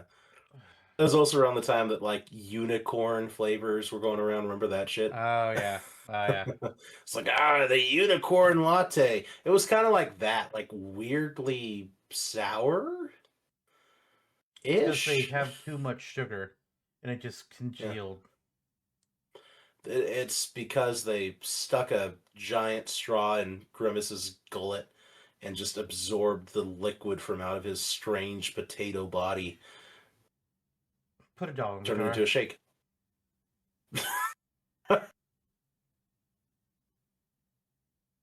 Okay. Get enough of those dollars, you'll have enough to buy a Grimace shake in 2019. I would rather die. Some of the people who drank the Grimace shake did die in those weird memes. Go back to Stranger Things just a little bit here. So there's a little Yeah. game you may have heard about. I've definitely never talked about it before. Called Dead by Daylight, right? And several years ago, Dead by Daylight got a Strange Things chapter, which added in the Demogorgon as a killer, Hawkins Lab as a map, and we got Steve and Nancy as our playable survivors. Well, Stranger Things chapter 2 has just gone into the, as for date of recording, into the player test build for Dead by Daylight. New killer, Vecna. New map, Yeah, of course. unfortunately there isn't one. New survivors though, two of them, one guy, one girl. Tell me, who do you think? Either A, you can answer this either way you want to. Who would you choose to be the next two characters representing Stranger Things be added to Dead by Daylight as playable survivors? Or B, who do you think it is? Or both?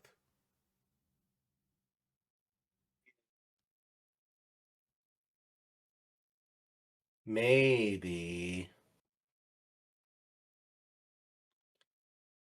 Is it Hopper and Joyce? No. My guess would have been Okay. Hopper and 11. Because we've already Mm-hmm. got two people from the teenage, from like the middle, the young adult group, Mm-hmm. get an adult, get one of the kids. So I Mm-hmm. should say now they're now that the kids have graduated high school, it's no longer weird to be like, oh no, we're killing children. Not children anymore. It's fine. Yeah. Yeah. But who we got 11, and the other one surprised me. We got Derek. Dustin. Oh, interesting. That's Yeah. I don't dislike that. No, I like the pick. I just if it was to be one of the four boys, I would have Mm-hmm. expected either Mike or Will. Yeah. Me too. But Dustin makes sense, and I like that, his actor is always talking about how he loves to game. So having him in a game is cool. Mm-hmm. And I think Cool. we're also supposed to get a costume that like turns Nancy into Robin. I was like, hell yes. Uh, Reflecting on it might be my favorite character, honestly. Yeah. I really enjoyed Robin. No, Mm-hmm. she's great. Easily the best character. Mm-hmm. Mm-hmm. Her and Hop, probably. Fair. Very My fair. top two. I also we didn't say too much about this, but I really liked how they used Holly. I honestly was like, I thought she was gonna die at a few points, and then as soon as like Derek became delightful, Derek was like, oh, he's fucked. He's so fucking dead. And they Yeah. struck me as like, they're not dying. They both live. Like, wow, shocker. Yeah. I did. I mean, I did. I enjoyed the Mr. What's It stuff. That was the stuff that frustrated me at the start of the season when the kids would get around, even like the older kids, and be like, "It can't be Vecna who's Mr. What's It and doing these things." I'm like, "What are you talking about?" Yeah. As soon as she My has God. as soon as she has this invisible friend, I'm just like, it's fucking Vecna. It is, y'all. Yeah. Come on, and they're doing like I liked how they did the reveal. No, I felt it was really obvious to me, but it was like as soon as you just see her riding the H, it's like, come on, guys, come on. I know. It's I know. fucking I him. know. Uh-huh. So that was a bit like, wow. Yeah, But but Max right. being there and like the episode where Max comes Mhm. back was like, oh shit, now I'm excited. Yeah. I me also too. liked how like we see her in the hospital bed, just like in the hospital, but like when we see her, it's like in the Henry's mindscape. It was like war torn Max, more or less. Like, Yeah. I like this difference. This is great. I like this. Yeah, I love her too, and her arc this season was really strong, and I enjoyed Holly. I think the actress they got for her this season was really strong. Derek, obviously delightful. Man, I was first delighted with that character. That kid's just like, this guy can fucking die. I don't care. Then it's like, oh shit. Wait, no, hold on. Yeah, wait a minute. Wait a minute. Like just Vecna holding him down and him being like, "It's your mom." I'm like, "What the fuck, dude?" Or Normally, just having I this hate your mom jokes, but holy shit, that character had some balls. Yeah. I liked it. It was funny when they Jesus. went back in the finale, and like after his family was drugged and almost died, it's just like, no, we're not going to talk about how we got out of that one legally. Oh, yeah, I see that part, but I also see like the how did they not get in trouble with the whole they killed so many people in the military? It's like, yes, but Yeah. also shut the fuck up. They Shut the also fuck up. I like, don't how care. come they didn't come? How come they didn't leave from a separate exit instead of into the military base? What happened to all the pregnant women in the lab? They died, Like, obviously. They were already yeah, dying anyway. yeah, exactly right. They weren't characters, they were plot Also, devices. right, unfortunately, they wouldn't have had fantastic lives if they survived. No. Put it that way. Yeah, they were already fucked. Jamie Bauer as Vecna, incredible performance. Yeah. Yeah.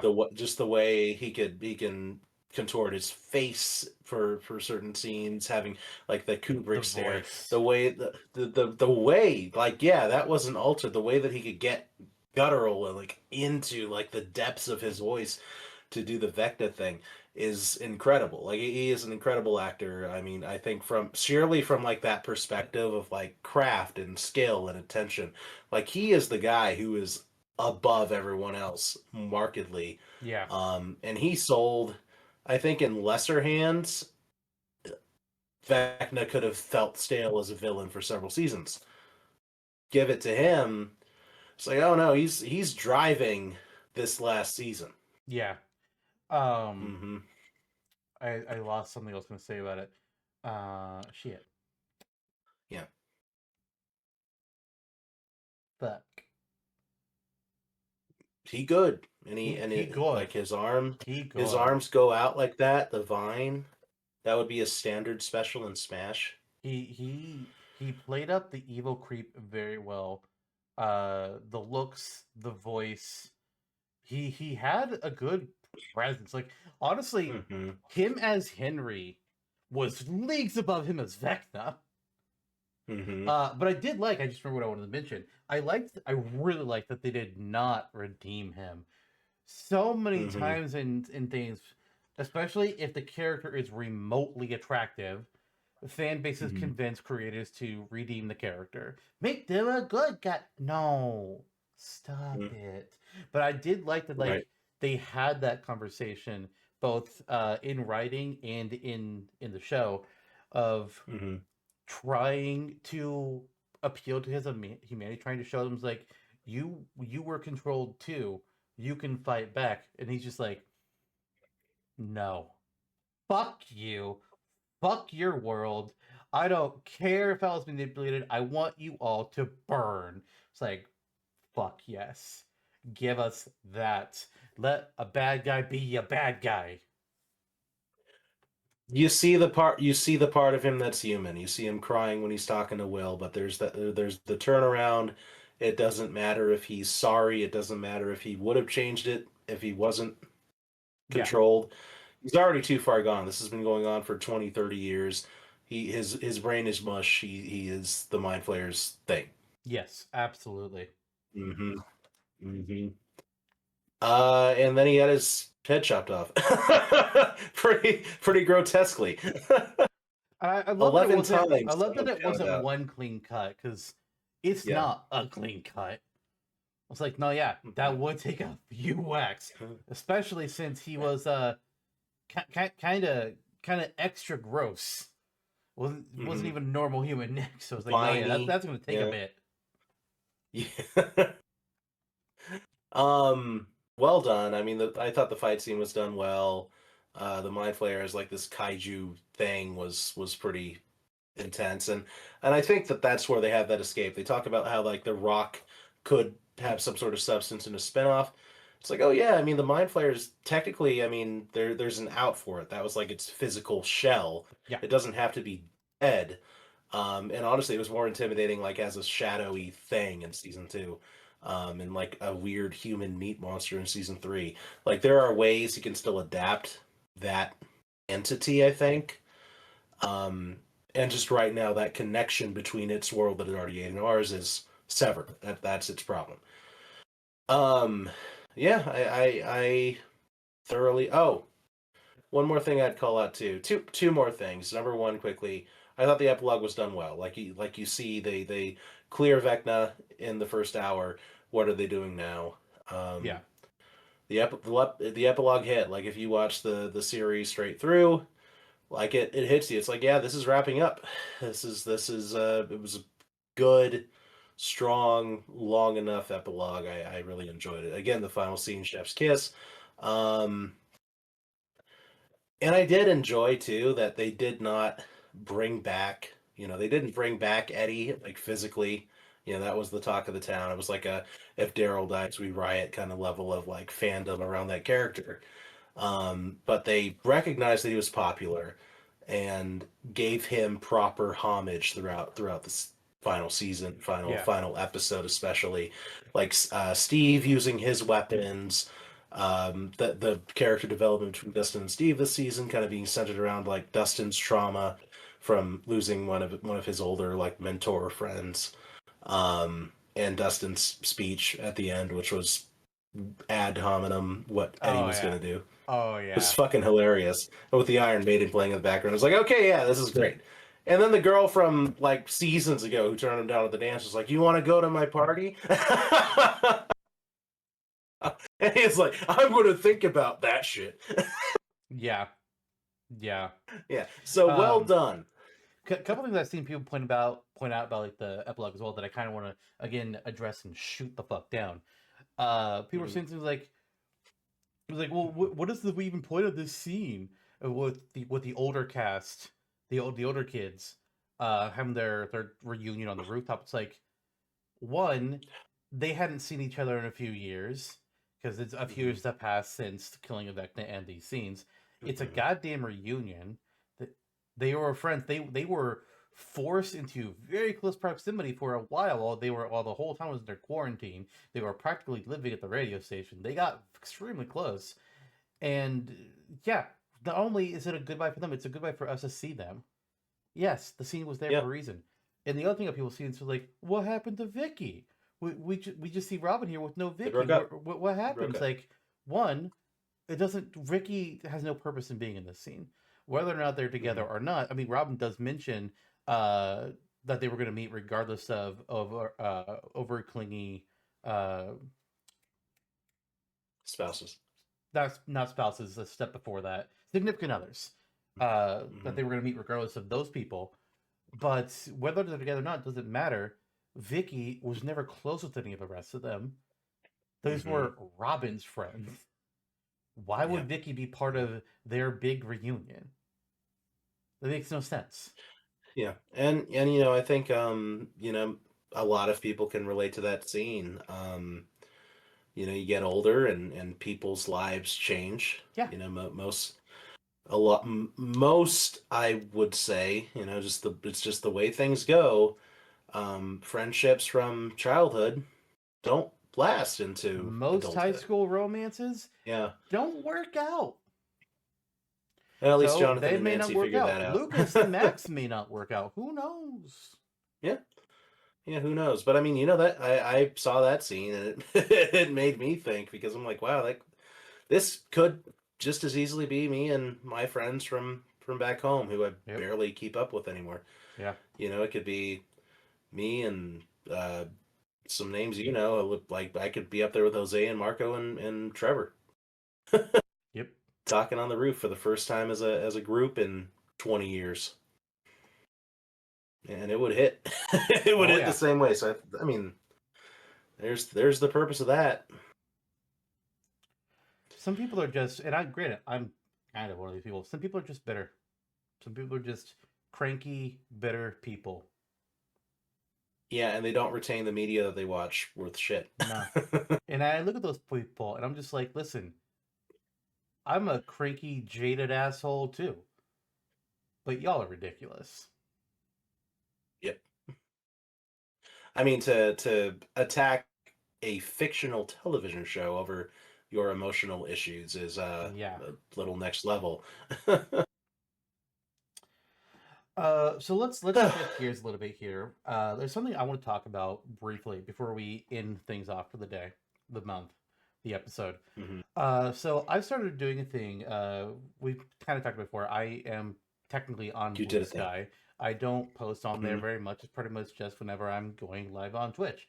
But Yeah. I wanted to try and change that a little bit. So for 2026, every single day, I'm doing a brief little post each day of one video game that I really enjoy. So I'm gonna at the end of at the end of the year, it's gonna be 365 posts. Wait, hold on. Is this a leap year or not? Hang on, let me check February. Oh shit! Oh This shit! gives me a reason. 366 posts. I'm gonna post 366 games this year. It's a leap year. Yeah. Whoa! Wait, hold on. No, it's not. Wait, hold on. What? How many is it 28 or 29? It's 29 that's a leap year. Never mind. 365. Not a leap year. Got Yeah. confused. So each day I'm posting a game. Today is January 6th, so I've posted 6 times. I'm not really planning like what games are gonna be posting each day. I don't have like a big old grand scheme of things. There are days I get to a point it was like, oh shit, I need to make my post today. I was like, oh, what game do I want to post today? And I spend like 10 to 15 minutes thinking about it.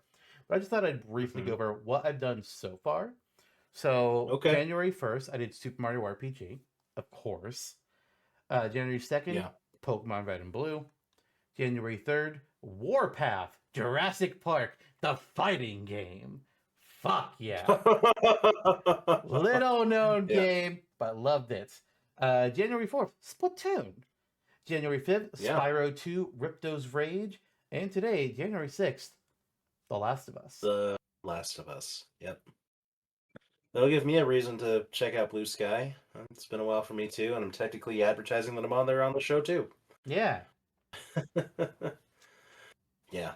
Yeah, once upon a time I used to go on another bird platform and actually was good at it and amassed a following and was pissed when I realized it was owned by a certain retinue of person, a certain type.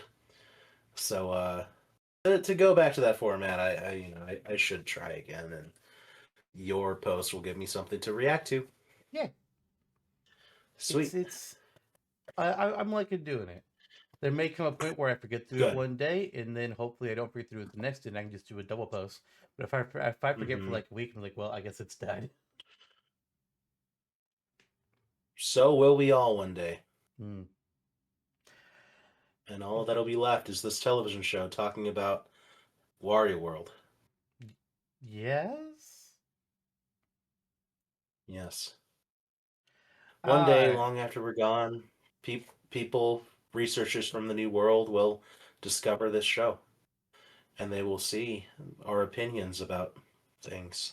Wario World, well, speaking of Stranger opinions about Things, things, is there motorcycles. anything else you want to cover for today's episode?